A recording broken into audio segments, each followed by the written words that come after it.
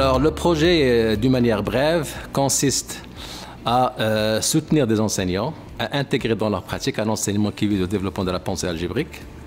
Donc, ça passe par des expérimentations en classe et un retour réflexif de l'enseignant sur ces expérimentations.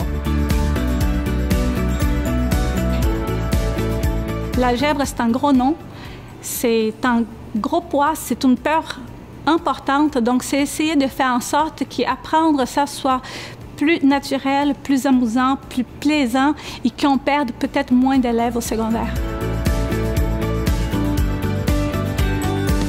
Ça m'a touché beaucoup, c'est de voir un enfant de première année, de décrire à ses amis en classe la différence entre un nombre pair et un nombre impair de manière assez extraordinaire. Il a dit un nombre pair, c'est 2n, puis un nombre impair, c'est 2n plus 1.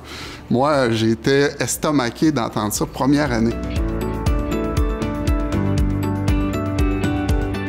C'est très intéressant aussi de voir les élèves parler de l'algèbre dans leur langage naturel, les propriétés des nombres, qui c'est toute la base de l'algèbre.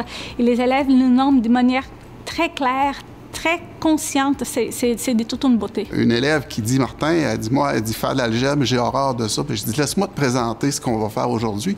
Puis à la fin du cours, elle me dit, bien écoute, on n'a pas fait d'algèbre, aujourd'hui on a fait du français. Des exemples de principales actions, il y a d'abord le bloc de partage et de mutualisation des ressources. Donc, il se présente comme une plateforme numérique où sont déposées à la fois des notes didactiques pour aider l'enseignant à comprendre un peu le fondement de cette approche, de permettre aux enseignants, tout en se développant professionnellement, d'améliorer leur enseignement sans bouleverser leur pratique quotidienne.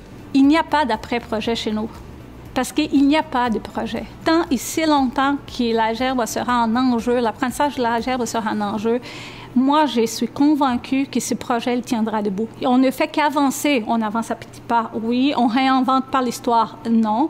Mais on avance de manière constante. Et moi, je pense que peut-être qu'à un moment donné, on va avoir le développement de la pensée algébrique intégré dans les programmes de mathématiques du primaire. Est-ce que, présentement, on peut crier victoire? Absolument pas.